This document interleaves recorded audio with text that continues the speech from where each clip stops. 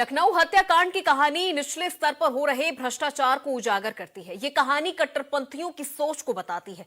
आरोपी पहले परिवार को अजमेर लेकर जाता है, फिर लखनऊ के एक होटल में शराब पिलाता है और यहीं से रची जाती है कत्ल की ये दिल दहला देने वाली साजिश। वो कत्ल जिसने प्रदेश की राजधानी को हिला डाला।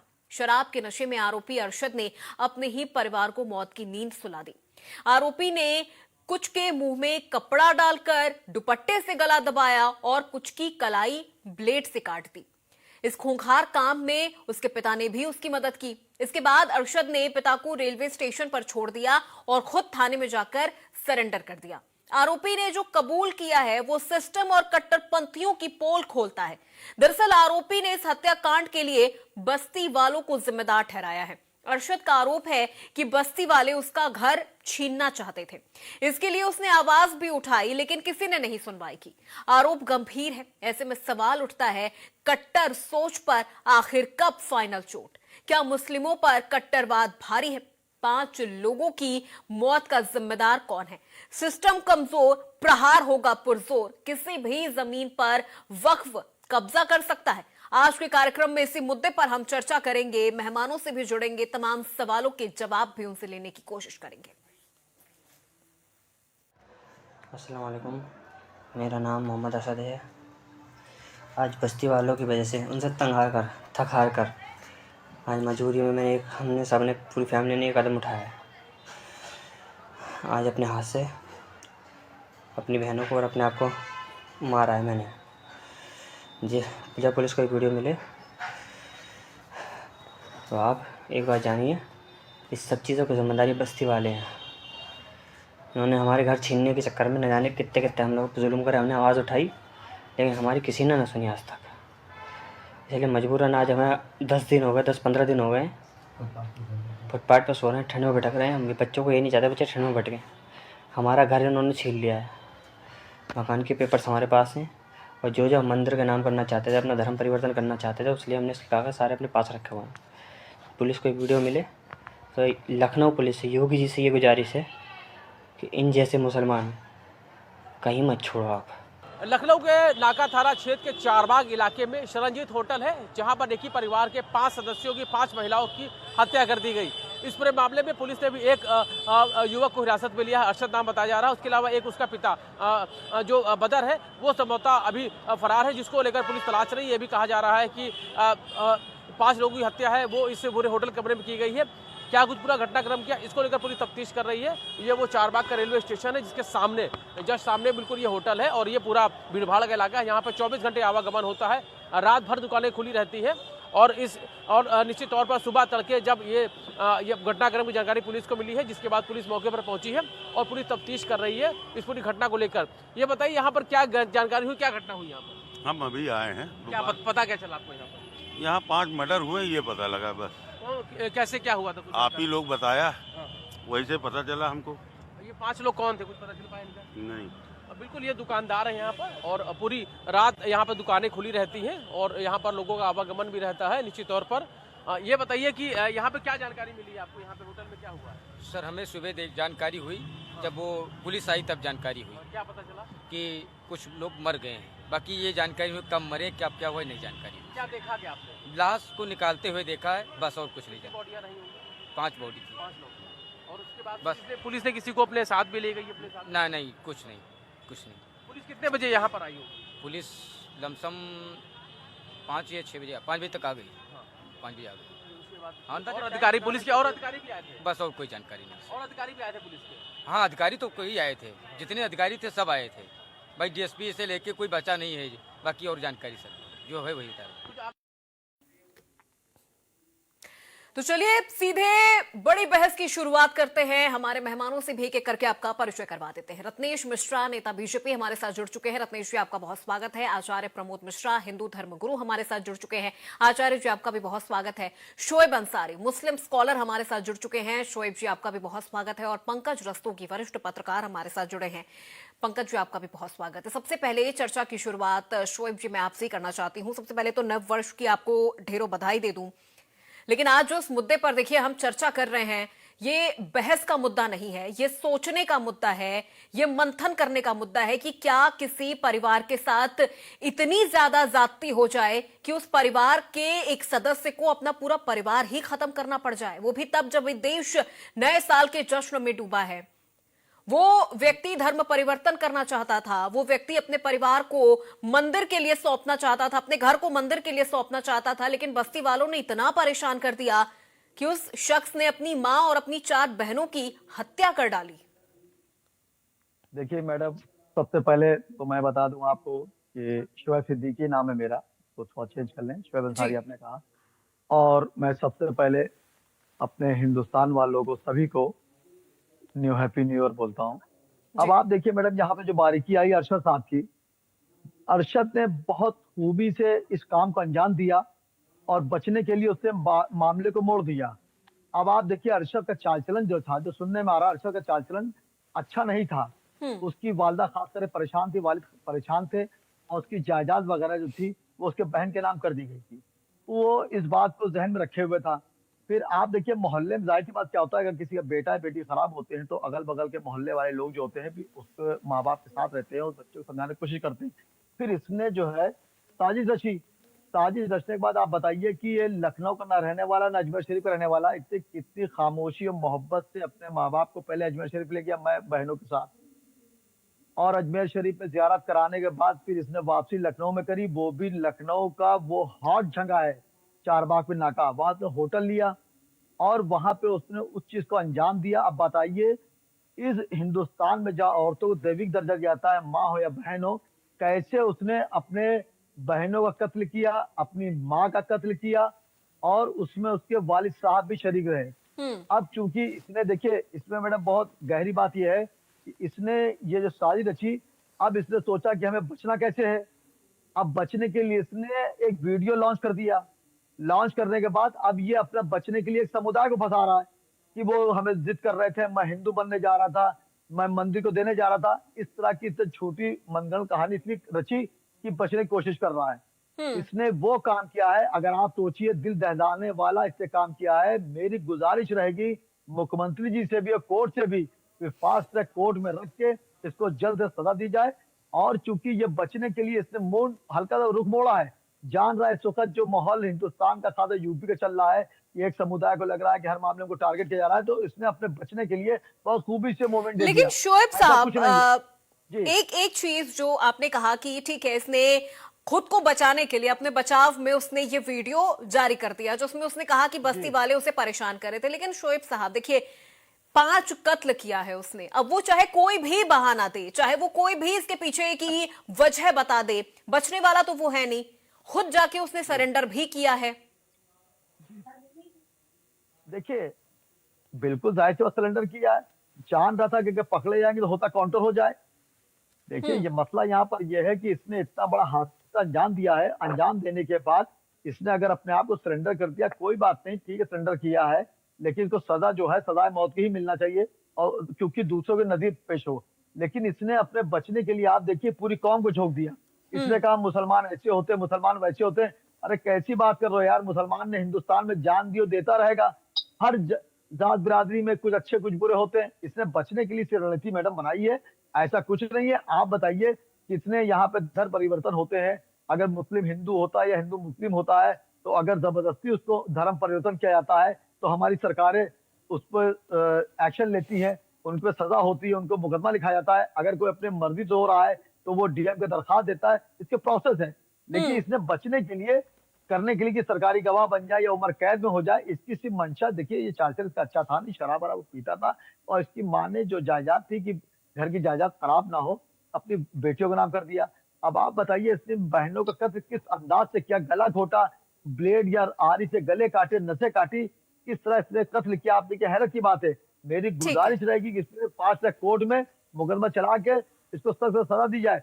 और जाहिर सी बात है, इसने इल्जाम एक कम्युनिटी पे लगाया है, 2-4 लोग ने मोहल्ले पे लगाया है। जाहिर सी बात वो मोहल्ला मुसलमानों का था, तो पुलिस भी मोहल्ले में जाएगी, चलिए ठीक है, लौटूंगी मैं आपके पास। इसके पीछे किसी का हाथ होगा, तो जाहिर है निष्पक्ष जांच की जाएगी, लेकिन इसको किसी कीमत पर जांच नहीं का छोड़ा विषय है, जांच हो रही है। ठीक है, मैं लौटूंगी आपके पास। आचार्य प्रमोद जी, आपका रुख करती हूँ, उसके बाद प्रवक्ताओं का रुख करूंगी। आचार्य जी, आपकी प्रतिक्रिया में जानना चाहूंगी। अभी आपने शोएब सिद्दीकी जी को सुना, जहां वो कह रहे कि उसने उसका जो परिवार, जो नेचर था वो इसी तरह का था और इसलिए उसने अपनी बहनों की हत्या कर दी। लेकिन अब वो पूरी कौम को झोंक रहा है, अब वो पूरी कौम के ऊपर ये इल्जाम डाल रहा है कि मैं अपना मकान मंदिर के नाम करना चाहता था तो मुझे करने नहीं दिया गया, मैं धन परिवर्तन करना चाहता था मुझे करने नहीं दिया, मेरी बहनों को कहीं बेच न दिया जाए इसीलिए मैंने तंग आके अपनी मां और बहन की हत्या कर दी।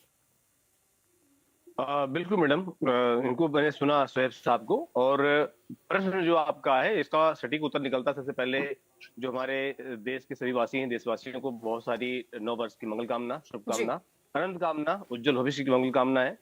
यहाँ प्रश्न ये उठता है कि एक ऐसा व्यक्ति, जो व्यक्ति अपने आप में सनातन की तरफ बढ़ना चाहता है, सनातन की तरफ देखना चाहता है या सनातन को मानना चाहता है, स्वीकारना चाहता है, वो मतलब उसको ऐसा करार दे देना कि हाँ नहीं वो तो मानसिक विकृत था, उसका स्वरूप ठीक नहीं था, मन से पीड़ित था या शराब पीता था, ये कहने वाले की बातें हो सकती हैं, बाकी ऐसा नहीं कर सकते।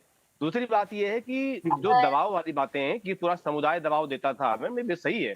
आपने कश्मीर को बहुत नजदीक से देखा है, आपने अभी का जो वर्तमान बांग्लादेश को आपने देखा, आपने पिछले यहाँ दिल्ली की बहुत सारी 2020 के शुरुआत में जनवरी फरवरी में आपने देखा दिल्ली में कि पूर्व दिल्ली में क्या कहानियां हुई हैं, कैसे हुई हैं। तो दबाव देना कि कोई व्यक्ति किसी और धर्म में प्रवेश न कर जाए, तो इसके लिए कोई बड़ी बात नहीं है, दबाव दे सकते हैं, और उसके लिए जब उसको मानसिक प्रताड़ना देंगे तो व्यक्ति ऐसा कदम उठाएगा। रही बात कि किसी और धर्म में जाना चाहे, वो अभी आप देख ही रहे कि बहुत सारे लोग मुस्लिम भी चले जाते हैं, बन जाते हैं, ऐसा नहीं है, हिंदू बन जाते हैं, लेकिन यहाँ स्वेच्छा से और धर्म की नीतियों को देखते हुए, धर्म के गुण को देखते हुए वो इधर जाना चाह रहा था।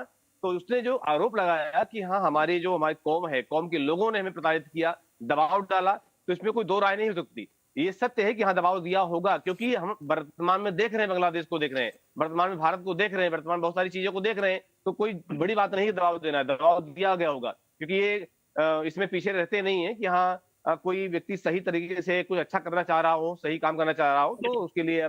दूसरी बात, बहुत सारी मंदिरों को देख लीजिए, संभल को देख ही रहे हैं आप, आज कहानी देख रही हैं किस तरह की। आचार्य जी, लेकिन एक चीज, एक बात जो मेरे दिमाग में बार बार खटक रही है, जैसा कि अभी आपने कहा कि उसको इतना प्रताड़ित कर दिया गया था कि उसके पास इसके अलावा कोई कदम नहीं बचा, लेकिन उसके पास इसके अलावा भी तो बहुत सारे ऑप्शंस थे। वो पुलिस के पास जा सकता था, वो ब्यूरोक्रेट्स के पास जा सकता था, वो अपनी शिकायत रख सकता था, प्रशासन के पास जा सकता था।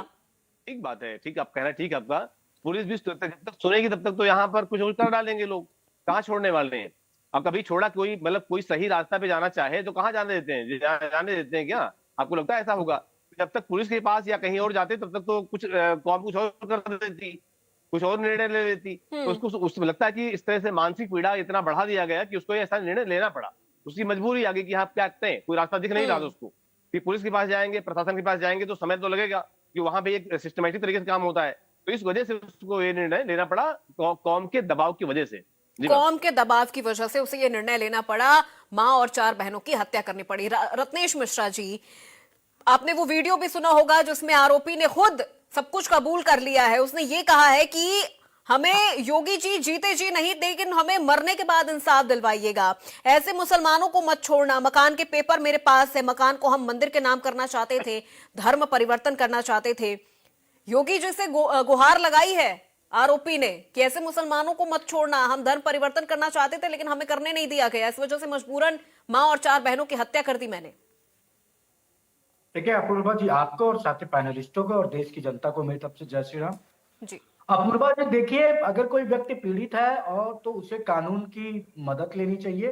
किसी को भी हत्या करने अथवा विधि का उल्लंघन करने का अधिकार नहीं है इस देश में। और अगर किसी व्यक्ति को संविधान द्वारा दी गई उसकी अंतःकरण की स्वतंत्रता, किसी भी धर्म को मानने, आचरण करने और प्रचार करने की जो प्रत्येक व्यक्ति की स्वतंत्रता है, अगर उसको बाधित किया जाता है कुछ लोगों के द्वारा, तो ये भी उचित नहीं है। और एक चीज मैं आपको स्पष्ट कर दूं, उत्तर प्रदेश में अपराध और अपराधी की कोई जगह नहीं है। अरशद ने अगर अपराध किया है तो निश्चित रूप से उसे न्यायिक प्रक्रिया के तहत तो दंड मिलेगा, उसके तहत उसको दंडित किया जाएगा। लेकिन अरशद ने जो अपना वीडियो जारी करके ये बताया कि बस्ती वालों ने उसको परेशान किया और वो हिंदू धर्म को धर्म में आना चाहता था, अपनी संपत्ति मंदिर को देना चाहता था, इसलिए लोगों ने उसे मानसिक रूप से प्रताड़ित किया। तो ये भी कहीं ना कहीं उसकी मानसिक स्थिति को बिगड़ते हुए इन लोगों ने ऐसा माहौल बनाया कि उसे इस प्रकार का निर्णय लेना पड़ा। हमारा संविधान जब समानता का अधिकार देता है तो विधियों के समान संरक्षण की भी बात करता है। तो उसने जो अपराध किया उसका दंड मिलेगा, लेकिन अगर जांच में ये पाया जाता है कि बस्ती वालों ने या मोहल्ले वालों ने इस प्रकार की कोई घटना कारित की है जिससे उसे मजबूरन अपनी बहनों की हत्या करनी पड़ी और उसे वीडियो जारी करके शासन और प्रशासन से मदद मांगनी पड़ी, तो निस्संदेह उन लोगों को बख्शा नहीं जाएगा। अभी अरशद ने भी कोई नेक काम नहीं किया, उन्होंने अपराध किया है, उन्होंने विधि का उल्लंघन किया, उनको भी दंडित किया जाएगा। और अरशद को जिन लोगों ने ये करने पर मजबूर किया, मुझे लगता है कि अरशद से बड़े अपराधी और गैर जिम्मेदार और मुलजिम वो है। निस्संदेह उत्तर प्रदेश की पुलिस इतनी मजबूत है, पूज्य महंत योगी आदित्यनाथ जी का शासन इतना मजबूत है कि यदि आप अपराध करेंगे तो आपको इस धरा पर कहीं भी शरण नहीं मिलने वाली। रत्नेश जी, यमराज के यहाँ शरण मिलेगी या तो जेल में मिलेगी। अभी शोएब साहब ने कहा कि इसके पीछे की मंशा उसकी कुछ और थी, वो आदतन इसी तरह का था, गुस्सैल, झगड़ालू, बस्ती के लोगों के साथ उसकी बनती नहीं थी, घर में भी उसकी परिवार के साथ बनती नहीं थी, इस वजह से उसने हत्या कर दी और इल्जाम उसने पूरी कौम पर डाल दिया। देखिए, मुझे लगता है कि शोएब जी एक जिम्मेदार नागरिक हैं देश के, उनको बिना किसी फैक्चुअल एविडेंस या किसी जांच के पुख्ता सबूत होने के पहले इस प्रकार के दावे नहीं करने चाहिए। मुझे लगता है कि अगर ये दावा कर रहे हैं तो ये तो जिस प्रकार से बोल रहे थे उससे लग रहा था कि इन्होंने बाकायदा जांच कर ली है और बाकायदा इनके पास इस बात का एविडेंस है। तो मुझे लगता है कि इनको यहाँ बताने से ज्यादा जरूरी है कि जो वहां पर पुलिस प्रशासन जांच कर रहा है उसको बताते कि ये एविडेंस है उसके बदचलन होने के, उस व्यक्ति के बदनीयत होने के, और इस कारण उसने कौम को बदनाम करने के लिए किया।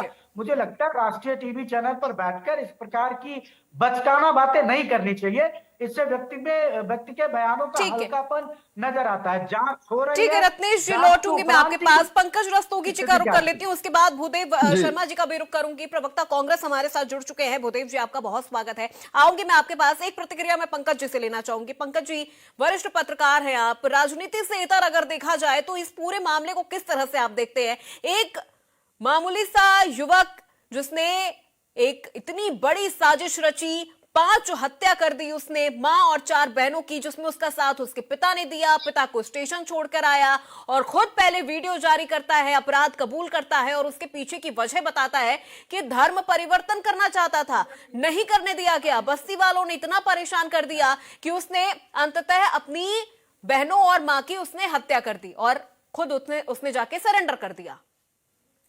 देखिए अपूर्वा जी, सर्वप्रथम तो मैं आपके इंडिया न्यूज चैनल के सभी सुधी दर्शकों को नव वर्ष की बधाई देता हूँ जी, और शुभकामनाएं प्रेषित करता हूँ।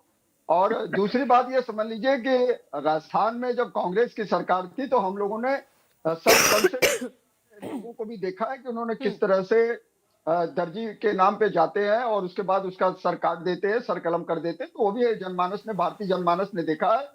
और अरशद की जो घटना आज हुई, जिस तरह से चारबाग, लखनऊ के चारबाग में थाना नाका क्षेत्र में शरणजीत होटल में जिस तरह से उसने अपनी 4 बहनों और मां को मौत के घाट उतार दिया और उसके बाद उसने जिस तरह से वीडियो जारी किया कि उसकी बस्ती के लोग, जो आगरा के रहने वाला था, उसकी बस्ती के लोग जो उसके पास संपत्ति थी वो एक मंदिर को देना चाहता था और वो हिंदू धर्म अपनाना से प्रेरित होकर वो हिंदू धर्म अपनाना चाहता था। तो ये निश्चित रूप से मान के चलिए वो व्यक्ति ने इतना प्रेजुडिस होके, अगर कहिए तो मतलब प्रेरित होके उसने इस तरह का कृत्य किया। ये निश्चित रूप से इस बात को प्रदर्शित करता है कि कहीं ना कहीं से वो इतनी प्रताड़ना का शिकार था, लेकिन प्रताड़ना का शिकार वो व्यक्ति था, लेकिन उसको इतना ये ऐसा कृत्य नहीं करना चाहिए था कि उसके कारण आज 4 से 5 लोगों की मृत्यु हो जाती है, जो बहुत ही शर्मनाक है और बहुत ही निंदनीय है। इसकी जितनी भर्त्सना की जाए उतनी कम है। और उसके बाद उसने अपने पिता को भगा दिया और उसके बाद बाकायदा उसने एक वीडियो जारी किया। अब हम बात करते हैं दूसरी बात, अभी जो आपका एक मुद्दा है वहां पर संबल की घटना का। तो संबल के बारे में जान लीजिए कि संबल कल्कि अवतार हरिहरनाथ जी का वहां पे मंदिर था और पहले वो आदि पुराणों में सत्यवत नगर के नाम से जाना जाता था। इसीलिए देखिए जिस तरह से वहां पर मंदिर के अवशेष मिल रहे हैं, जिस तरह से बावड़ी मिल रही है, ये प्रदर्शित करता है कि वहां पर कई बहुत ज्यादा जो है हिंदू धर्म संस्कृति का वास था, और उसको कहीं न कहीं से विध्वंस करके जिस तरह से मुस्लिम आक्रांताओं ने 1529 में उसके स्वरूप को बदलने का काम किया, ये बाबरनामा में भी बाकायदा उल्लिखित है। और जिस तरह से वहां पर वहां के सांसद जो जिया रहमान बर्क है वो तुर्की समुदाय से आते हैं, और दूसरे जो वहां पर अफगानी समुदाय के जो लोग आते हैं, जो पठान समुदाय के आते हैं, सुहेल इकबाल जो वहां के विधायक हैं, ये लोगों का आपसी संघर्ष रहा, उसकी परिणति वहां पर भयानक दंगे की स्थिति लाने का प्रयास किया गया। आज सरकार ने इसी को परिलक्षित करते हुए वहां पर मस्जिद के सामने एक चौकी का निर्माण किया जा रहा है, जिसका नाम सत्रवत चौकी होगा। चलिए ठीक है, पंकज जी लौटूंगे आपके पास लौटूंगे। भूदेव शर्मा जी की प्रतिक्रिया ले लेती हूँ। मिल रही है, कुएं मिल रहे हैं, और जिया रहमान वर्ग के ऊपर ठीक है पंकज जी मामले सामने आ रहे हैं। 1,91,00,000 के उनके ऊपर पेनल्टी की गई है। वो भले इस बात से पल्ला झाड़ रहे हैं, लेकिन उनके ऊपर तमाम तरीके के ये आरोप परिलक्षित हो रहे हैं। अब इसका जवाब उनको देना। पंकज जी ठीक है, मैं लौटूंगी आपके पास, आप प्रतिक्रिया आपसे भी लूंगी। भूदेव शर्मा जी हमारे साथ जुड़ चुके हैं। भूदेव जी, सबसे पहले तो आपकी प्रतिक्रिया जानना चाहूंगी इस पूरे मामले पे, राजनीति से इतर, क्योंकि ये बहस का मुद्दा नहीं है, ये बहुत सोचने विचारने को और बहुत मंथन करने का मुद्दा है कि एक युवक इस तरह का भी कृत्य कर सकता है, और इस वजह से कि वो हिंदू धर्म अपनाना चाहता था, वो अपना जो मकान है वो मंदिर के नाम करना चाहता था, जैसा कि उसने अपने वीडियो में कहा है। इस चीज की सत्यता या पुष्टि हम भी नहीं कर रहे हैं, हम उसके वीडियो पे उसके दिए गए बयानों के आधार पर ही इस चीज को आगे लेके जा रहे हैं। लेकिन शोएब जी कह रहे हैं कि ऐसा तो कुछ नहीं है, वो आदतन इस तरह से था, और अब उसने उसकी बनती नहीं थी घर वालों के साथ, तो उसने हत्या कर दी और इल्जाम पूरी कौम पर डाल दिया। जी अपूर्वा जी, सबसे पहले तो आपको, सभी पैनलिस्ट को और आपके सभी दर्शकों को मेरी तरफ से नववर्ष की हार्दिक शुभकामनाएं। जी, जैसा कि अपूर्वा जी आपने ही बताया कि पैनल में बैठे हुए सभी व्यक्ति बड़े विद्वान व्यक्ति हैं, लेकिन जिस तरह की बातें वो कर रहे हैं वो सोचने पे हमें मजबूर करती हैं। अपूर्वा जी, हम भी जानते हैं, पढ़े लिखे हम भी हैं, आप भी पढ़े लिखे हो, सभी पैनलिस्ट पढ़े लिखे हैं। इतना तो कोई भी सोच सकता है कि अगर कोई व्यक्ति उसको मानसिक रूप से प्रताड़ित कर रहा था तो वो व्यक्ति उसके ऊपर अटैक करता, या उसको मारने की कोशिश करता, या उसको मारता। अपने परिवार के ही सदस्यों को, अपनी सगी बहनों को और अपनी माँ को मारने का क्या उचित होता है? अगर कोई व्यक्ति अपनी बहन को, माँ को मारने के बाद अगर वीडियो जारी करता है और वो ये बोल देता है कि मैं एक हिंदू धर्म अपनाना चाहता था, इसलिए मुझे इनको प्रताड़ित होकर के अपने परिवार की हत्या करनी पड़ी, तो ये कहाँ से तार्किक होता है? ये कोई तार्किक बात नहीं है। मुझे लगता है पूर्वा जी, इसकी पूरी जांच होनी चाहिए। उसका, लड़के का, असरद का जो पुराना क्या कैरेक्टर रहा है, उसकी पूरी जांच हो, घर वालों से क्या संबंध थे, इसके आधार पर हम किसी निर्णय पर पहुंच सकते हैं। ये तो निश्चित तौर पर उसने अपराध किया है और उसकी सख्त से सख्त सजा मिलनी चाहिए। इस तरह की घटनाओं को बढ़ावा ना मिले।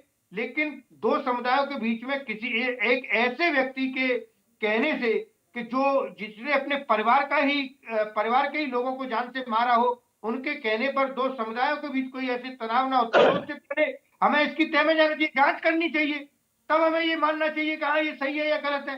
अगर वो अपना धर्म चेंज करना चाहता था तो उसमें क्या दिक्कत है? जा सकता था, पुलिस में जा सकता था, और भी प्रक्रिया अपना सकता था। इसका कोई ये सॉल्यूशन नहीं है कि अपने परिवार को खत्म करे और एक वीडियो बना दे।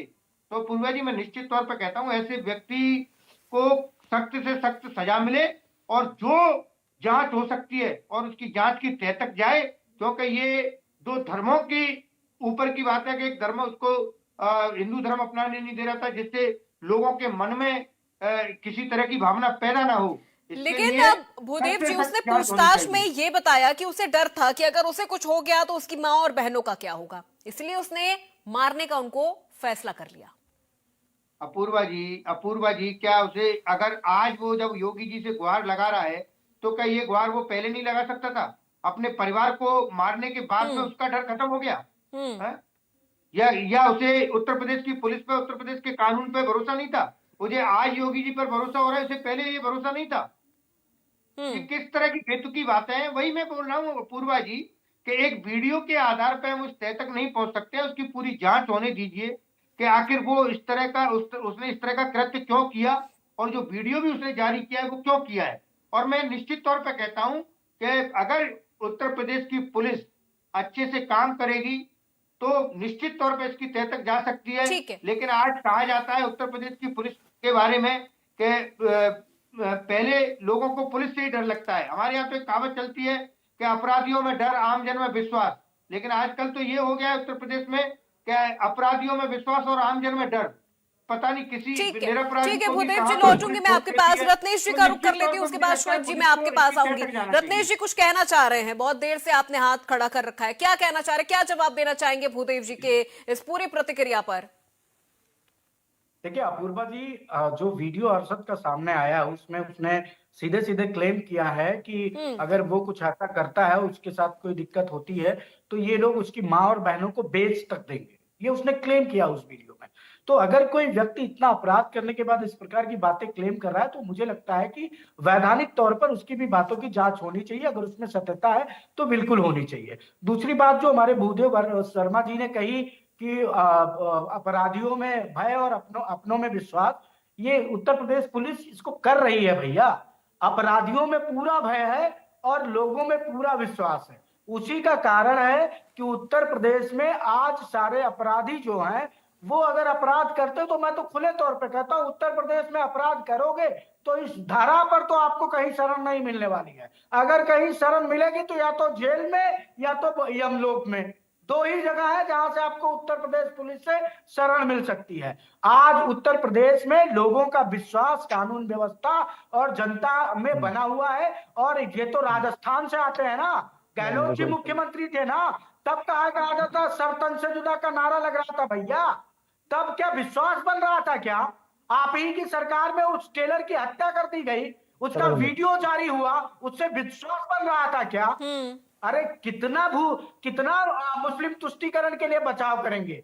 अरे कम से कम हिंदुओं का कुछ तो पक्ष रखिए भैया, वो भी वोटर है इस देश के। आप लोगों ने तो खुले तौर पर एक्सेप्ट कर लिया कि करेंगे ही नहीं। जी जी जी, इनको हिंदू मुस्लिम के अलावा कुछ नहीं दिखाई देता है। जो भारतीय जनता पार्टी के प्रवक्ताओं को मैंने अभी एक भी बात हिंदू और मुस्लिम की बात नहीं की, मैंने की जो बात ठीक है रत्नेश जी चलिए ठीक है रत्नेश जी, लौटूंगी मैं। शोएब जी कुछ कहना चाह रहे हैं, शोएब जी का रुख कर लेती हूँ।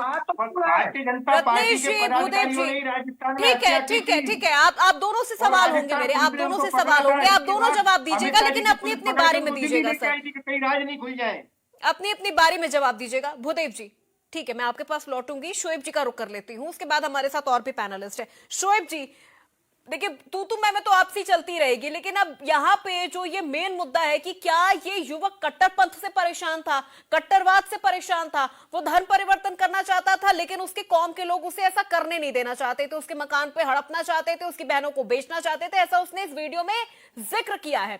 लेकिन उसने खुद को कुछ नहीं किया, उसने अपनी बहनों की हत्या कर दी, मां की हत्या कर दी, लेकिन सबसे बड़ा सवाल उसने अपने आप पे खरोच तक नहीं आने दी, सीधे गया पुलिस स्टेशन में, जाके उसने सरेंडर कर दिया। हेलो जी जी, देखिए अपूर्णा जी, ऐसा है, देखिए जो डिबेट आपने रखी है आज, ये बहुत अहम है जी। इसमें हर आदमी को या हर पार्टी को बहस ही करनी, इसमें एक बारीकी ये पकड़नी है कि देखिए इतना बड़ा हादसा हो गया, ये हादसा नहीं होना चाहिए था। आप देखिए जिस तरह लोग बहस कर रहे हैं, वही मैंने कहा कि देख लेंगे आपकी पारसाई भी, मैं कदे में शाम होने दीजिए।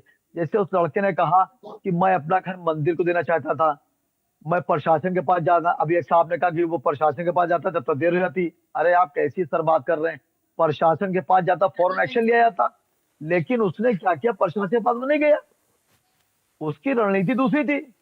उसको क्या जो रणनीति है थी उसकी? जो देखिए उसका, देखिए मैंने फिर बात की, देखिए अभी आप देखिएगा FIR हो चुकी है, चूंकि इसको जो है कुछ पार्टियां, कुछ सियासी लोग भी इस संगीन मैटर को, जहां मातम पसरा हो, उसको सियासी रुख ले जा रहे हैं कि वो दूसरे धर्म को अपनाना चाह रहा था, उसका डिफेंस करने लगे। डिफेंस की जरूरत ही नहीं यहाँ पर, एक इंसान कातिल है, उसने अपनी 4 बहनों को कत्ल कर दिया तरे बाजार में, लखनऊ जैसा हॉट जगह पर, उसकी वालदा को भी, और उसमें उसका वालिद भी शामिल था, जिसको वो उसने भगा दिया, खुद वीडियो लॉन्च कर दिया, अपने बचने के लिए लॉन्च कर दिया। और फिर उसके बाद बचने के लिए वो माहौल देख रहा है कि आजकल हिंदुस्तान में हिंदू मुस्लिम चल रहा है, मस्जिदों पे कार्रवाई हो रही है, जांचें हो रही है, तो उसने हल्का सा मौका देकर रुख मोड़ दिया। कि साहब मैं मंदिर देना चाहता हूं। अरे आप मंदिर देना चाहते हो, उसको आप मंदिर देना चाहते हो, तरीके होते हैं। आप जाते डीएम के पास जाते, मुख्यमंत्री के पास जाते, और आप देते कैसे? क्या आपके नाम मकान था? देखिए मैं दूसरों को नहीं, मैं ईमानदारी बात कर रहा हूँ। वो अरशद साहब जो कह रहे हैं कि मैं मकान मंदिर को देना चाह रहा था, वो इस मामले को दूसरा रूप दे रहे हैं हिंदू मुस्लिम का, कि मैं किनारे निकल हिंदू मुस्लिम हो जाए। अरे आपके नाम रजिस्ट्री थी, क्या कैसे देना चाह रहे थे भाई? आपके वालदा के नाम मकान था, या आपके वालिद के नाम मकान था, या आपकी बहनों के नाम था, आप कैसे दे देते मकान? पहली बात तो। और फिर आप धर्म परिवर्तन करना चाह रहे थे, आप जाते पुलिस चौकी बगल में, आप तब वीडियो लॉन्च कर देते ना कि हमको मेरे पड़ोसी फला फला परेशान कर रहे हैं, मेरा मकान जो मैं मंदिर देना चाह रहा हूँ उस पर रोक रहे हैं, मेरी बहनों को बेच देंगे। अरे कैसी बात बच्चा अरशद क्या कर रहे हैं आप? हैं? उन बहनों को कत्ल करते आपको शर्म नहीं आई? और आप कह रहे हैं कि बहनों को बेच दिया था? तो कितनी, और ये योगी सरकार है, ये कोई और सरकार नहीं है। बहनों पे आग उठा लेते ना तो उसकी वाक निकाल लेते, जो ईमानदारी की बात है। लेकिन आपने इतना गलत किया, और उसके बाद आप इसको रुख मोड़ रहे हिंदू मुस्लिम में, कि सरकार का जहन बदल। ऐसा नहीं, यहाँ पे एक सेकंड एजेंसियां हैं, 2 सेकंड में सामना हो जाएगा। और आप देखिए जब इनके वालिद साहब गिरफ्त में आएंगे तब क्लियर होगा कि क्या प्लानिंग करी गई थी। हो सकता है उनके वालिद साहब भी शरीक हो कि कर दिया जाए, मार दिया जाए। आप बताइए इस मोड़ पे कितना संजीदगी है। और यहाँ पे पार्टियां क्या है कि दूसरे रुख पे जा रही हैं, कुछ नहीं है। वो कुछ करना ही नहीं चाहता था, ना वो धर्म परिवर्तन करना चाहता था, ना वो अपने मकान को मंदिर देना चाहता था। उसने इतना बड़ा कांड कर दिया, चूंकि उसके हाथ से सब जायदाद निकल चुकी थी, उसने प्लानिंग करी। आप देखिए आगरा का रहने वाला अपना जी, उसने कितनी सोच समझ की साजिश रची कि अजमेर गया घुमाने के लिए, वहां से वापसी उसने लखनऊ करी, और लखनऊ में ही उसने कांड कर दिया। और कांड करने के बाद फिर उसने वीडियो बना के लॉन्च कर दिया, सिर्फ रुख मोड़ने के लिए। तो मेरी गुजारिश रहेगी मुख्यमंत्री जी से कि उसकी बातों को संज्ञान में जरूर ले। ऐसा नहीं है, क्योंकि यहाँ पे ये भी है, मैडम हमेशा एक चीज रही है कि 100 कातिल छूट जाए कोई बात नहीं, लेकिन एक बेकसूर को सजा नहीं होना चाहिए। ये जजों का एक अपना मानना होता है, सही भी है, लेकिन रणनीति अपना रहा। मेरी गुजारिश आपके डिबेट के जरिए, क्योंकि इस पर डिबेट बहुत होंगे आप देखिएगा, लेकिन मेरी सबसे गुजारिश रहेगी हर इंसान से, हर पार्टी के लोग से, कि इसको सियासी रंग ना दें, सियासी रंग ना दें। इसने इतना बड़ा जुर्म किया है, पुलिस हमारी एक्टिव है, वो क्लियर करेगी क्या है, और इसको सजा दी जाएगी। और कोई ऐसा रुख ना ले, इस मुल्क की गंगा जमने की तहजीब की मिसाल दी जाती है, उसको कायम रखें। ठीक है शोएब जी, आऊंगी मैं आपके पास। ठीक है रत्नेश जी, 1 मिनट बस आपका रुख करती हूँ मैं। यहाँ पे हमारे साथ और भी पैनलिस्ट हैं। आचार्य प्रमोद जी, आपका रुख करना चाहूंगी मैं। जिस तरह से अभी शोएब जी ने कहा कि प्रॉपर्टी का विवाद था, और वो चाहता, वो पहले अजमेर शरीफ गया, वहां से फिर वो लखनऊ वापसी आया, वहां पे उसने अपनी बहनों के साथ वो रुका, फिर उसके बाद हत्या कर दी। जांच होनी चाहिए, और जांच बेहद जरूरी है, इस पूरे मामले में जांच होनी चाहिए। लेकिन युवक को कुछ नहीं हुआ, अरशद ने खुद को कुछ नहीं किया, उसने मां की हत्या कर दी, बहन की हत्या कर दी।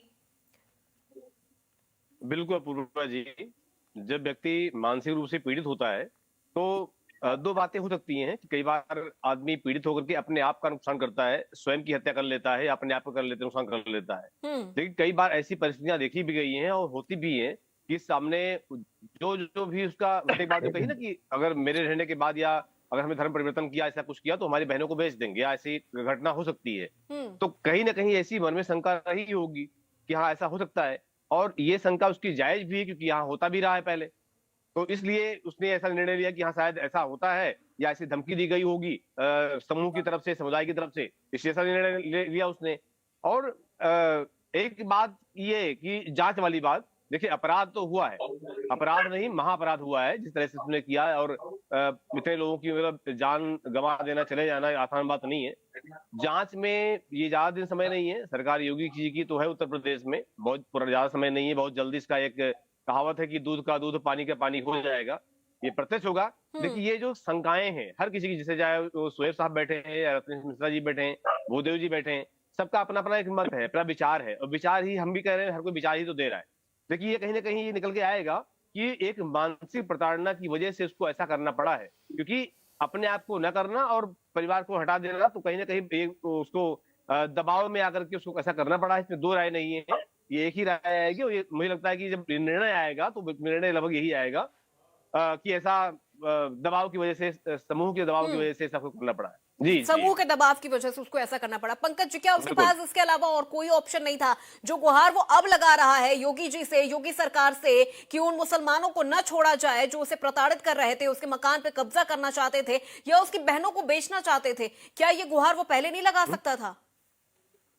बिल्कुल, देखिए अपूर्वा जी, उत्तर प्रदेश में योगी सरकार, योगी राज है, और योगी राज में जिस तरह से पुलिस सभी घटनाओं को गंभीरता से लेती है, और पूर्व की सरकारों की अपेक्षा इस समय पुलिस काफी सक्रिय है और सभी घटनाओं का पर्दाफाश करती है। और अरशद ने जिस तरह से आज लखनऊ की धरती पे जिस तरह से रक्त रंजित खेल खेला उसने, और अपनी सगी बहनों और माँ को मौत के घाट उतार दिया, और जिस तरह से उसने ये बहाना बनाया, और उसका पिता भी उसमें इन्वॉल्व था, पिता उसमें यहाँ लखनऊ से भाग गया, और जिस तरह से उसने वीडियो जारी किया, तो निश्चित रूप से इसकी जांच होनी चाहिए। जांच में ही ये सब बातें परिलक्षित होंगी कि वास्तविकता क्या है, क्योंकि वो वहां पर अगर चाहता तो वो अपने वहाँ डिस्ट्रिक्ट मजिस्ट्रेट है, एसएसपी है, उनसे आगरा के, उनसे मिल सकता था, उनसे जाके सारी बातों को सामने रख सकता था। तो इस तरह से योगी राज में सबकी सुनवाई होती है, तो ये सब चीजें इस बात को परिलक्षित करती है कि कहीं ना कहीं से इसमें दाल में कुछ न कुछ काला है, और ये तो बात पुलिस की जांच में ही परिलक्षित होगा कि वास्तविकता क्या है। लेकिन इस बात से भी इनकार नहीं किया जा सकता है कि उसको लोग इतना प्रताड़ित कर रहे थे, लेकिन जिस तरह से उसने अपने अपने परिवार को जिस तरह से नशीला पदार्थ खिलाया, और उसके बाद जिस तरह से उनको मौत के घाट उतारा, तो ये भी बहुत ही शर्मनाक और निंदनीय एक रक्त रंजित खेल खेला उसने। तो निश्चित रूप से मान के चलिए, ये तो पुलिस की जांच में सामने आ जाएगा, और उसके पिता जब गिरफ्तार होंगे तो सारी घटनाओं का निश्चित रूप से खुलासा हो जाएगा, इससे भी इनकार नहीं किया जा सकता है। ठीक है रत्नेश जी, यहाँ पे देखिए जो बयान उसने अपने वीडियो में दिया है, उसने कहा है कि मकान के पेपर मेरे पास है, मकान को हम मंदिर के नाम करना चाहते थे, धर्म परिवर्तन करना चाहते थे, और हमने इनके खिलाफ आवाज उठाने की कोशिश की, इसीलिए आज हमारी ये स्थिति हो गई है, हमें परेशान किया जा रहा है। क्या धर्म परिवर्तन करना, अगर वो मुस्लिम धर्म छोड़ के हिंदू धर्म अपनाना चाहता था, तो इतनी बड़ी कीमत चुकानी पड़ेगी किसी व्यक्ति को क्या उत्तर प्रदेश में? देखिए अपूर्वा जी, मैंने शुरुआती दौर में ही कह दिया था कि आपको अगर कोई दिक्कत है तो बिल्कुल आपको न्यायिक तौर पे मदद मिलती। और उत्तर प्रदेश में मैं कह रहा हूं कि आपने अपराध कर दिया। आप एक अपराध से बचने के लिए उसका प्रत्युत्तर अपराध नहीं हो सकता। अगर वो लोग उसको इस स्थिति में लाने वाले जिम्मेदार है, तो हम ये नहीं कह सकते कि अरशद ने कोई बहुत नेक कार्य किया। अरशद ने भी 5 लोगों की हत्याएं की हैं, और विधि और संविधान दोनों इस बात को गलत मानते हैं।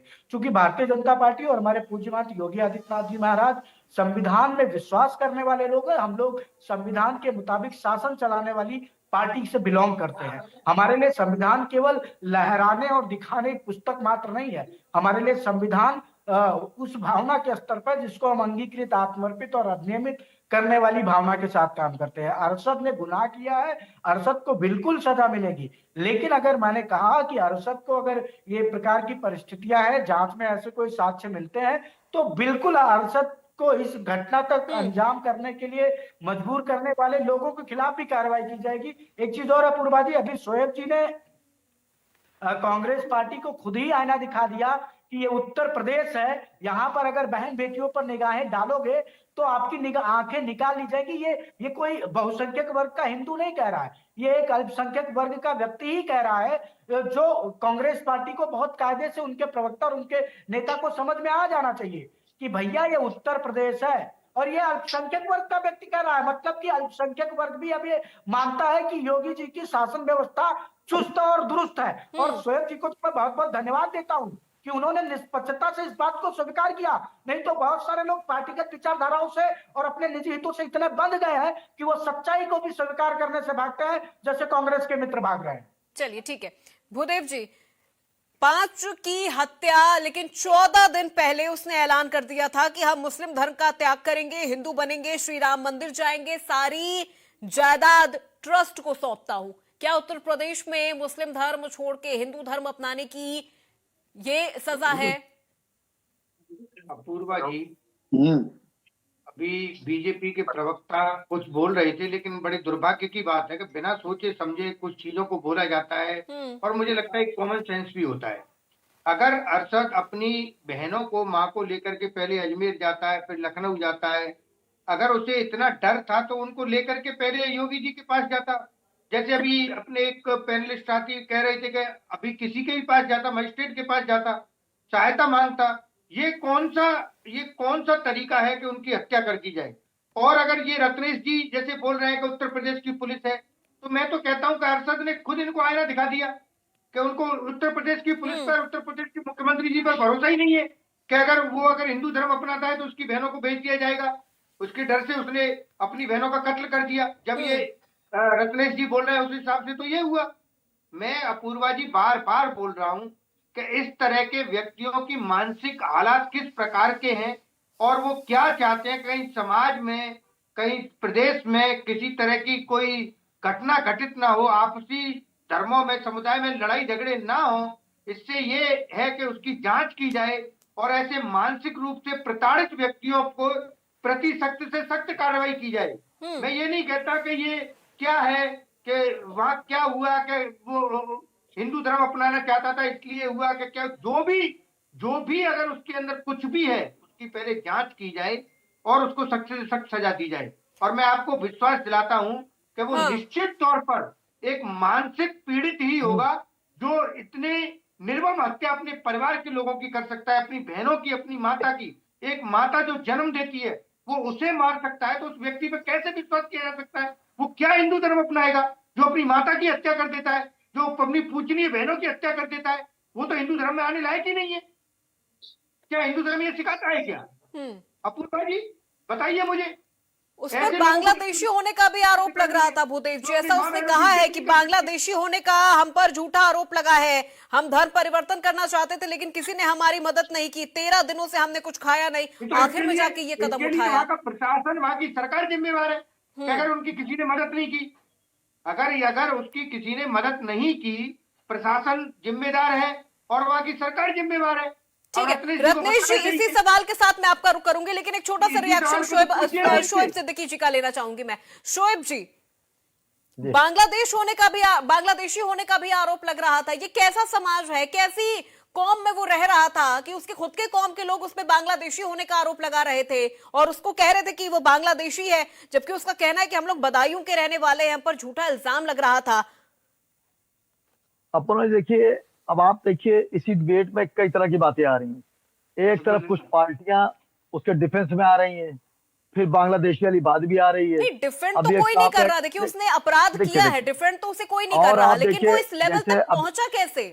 जी, अब आप देखिए, अभी जैसे आप ही ने कहा 13 दिन से भूखा था, 13 दिन से अगर भूखा तो चल ना पाता है, इतना बड़ा कांड कैसे कर देता आप बताइए। प्लानिंग के साथ उसने कांड किया। और एक चीज अपना जी और हमेशा ध्यान में रखिए हम लोग कि जो आग लगाते हैं उनके हाथ कभी नहीं जलते हैं, जो आग बुझाते हैं उनके हाथ जलते हैं हमेशा। उसने इतना बड़ा कांड किया, अब वो बांग्लादेश का रुख आ रहा है। जाहिर सी बात है बांग्लादेशी जो यहाँ पे मौजूद है उन पर कार्रवाई दिल्ली में चल रही है और भी कल परसों में 8-9 लोग पकड़े जिनको बांग्लादेश भेजा गया है। और बांग्लादेश के लोग यहाँ कैसे आ गए ये भी एक सवाल होता है। अब चूंकि बात ये जरा सी है निकलेगी तो बहुत दूर तक चल जाएगी। अगर बांग्लादेशी हिंदुस्तान में आ रहे हैं तो जाहिर सी बात सरकार की कमी है, चाहे वो सेंट्रल गवर्नमेंट हो चाहे स्टेट गवर्नमेंट हो। तो इस तरह की बातों पर रुख न मोड़ा जाए। उसने संगीन जुर्म किया है, उसको उसकी सजा मिलेगी, क्योंकि वो यहाँ पे मामला धर्म परिवर्तन का उसने बहुत, देखिए अपूर्णा जी उसने लड़का बहुत शातिर था, उसने इतना बड़ा कांड किया। और आप देखिए आप डिफेंस में उसकी बात कर रहे हैं कि एक समुदाय ने उसको उस्का दिया। अरे यार उस्का दिया तो बहनों को कत्ल कर दोगे। जिस तरह संबल की बात थी कि पत्थर फेंका तो उसका जवाब गोली होगा, ये तो तरीका नहीं है।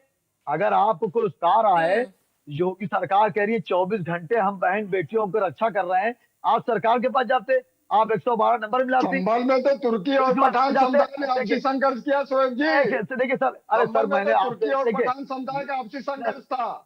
नहीं देखिए सर, देखिए मैं बहस करने आया, बहुत संगीन मैटर है। मेरे आगे बहन बेटियां हैं, अल्लाह ना करे किसी का ऐसा मामला हो। कहने मतलब है कि चूंकि ये उसको डिफेंस में लोग इसलिए चले आ रहे हैं क्योंकि उसने एक अच्छा पासा फेंका हिंदू मुस्लिम वाला कि मुझको मुस्लिम समुदाय ने परेशान किया था, योगी जी आप उसको छोड़िएगा नहीं, उनको खत्म कर दिएगा, उनको सजा कर दिएगा। अरे यार तुमको क्या हुआ, तुमने 5-5 कत्ल कर दिए, कैसे तुमने उनको हथियार डाले होंगे, तुमने कैसे मारा बहनों को, माँ को।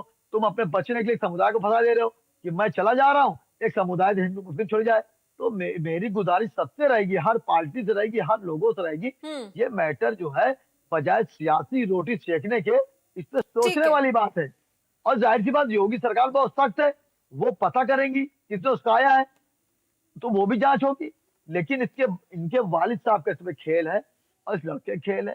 जाहिर ने अपने आप को सरेंडर कर दिया है कि सरेंडर कर देंगे तो उस तरह के प्रताड़ित जो हमें नहीं किया जाएगा, पुलिस हमको सरकारी गवाह बना लेगी वगैरह वगैरह करके एक समुदाय में कर देंगे। लेकिन मुझे उम्मीद है योगी जी से कि सख्त कार्रवाई होगी और इस पे स्पेशल ट्रायल पे इस पे मुकदमा लड़ा जाएगा, उसको सजा होगी। और सजा फौरी इसलिए होना चाहिए जल्द से जल्द, जिससे दूसरे लोगों को इबरत मिले कि इस तरह के मामले ना किया जाए।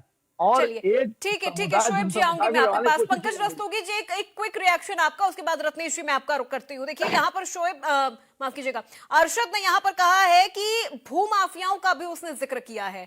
उसने कहा है कि वक्फ किसी भी जमीन को अपनी बता देता है। उसने वक्फ का भी जिक्र किया है, उसने भूमाफियाओं का भी जिक्र किया है, और उसने कहा है कि गैर कानूनी तरीके से हमारी जो प्रॉपर्टी है वो हड़पना चाह रहे थे, हम उसे मंदिर को दान देना चाह रहे थे, लेकिन जो भूमाफिया हैं वो हमारी प्रॉपर्टी हड़पना चाह रहे थे। हमारी बहन बेटियों पर उनकी गलत जो नजरें थी हमारे कौम के लोगों की वो थी, इस वजह से मेरे बाद उनका क्या होता ये सोच के मैंने उनकी हत्या कर दी।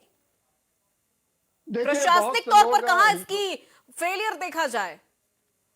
देखिए अपूर्वा जी, एक बात तय समझ लीजिए कि यहाँ पर हिंदुस्तान में दो तरह के वक्फ होते हैं, एक अलाउल औलाद और एक अलाउल खैर।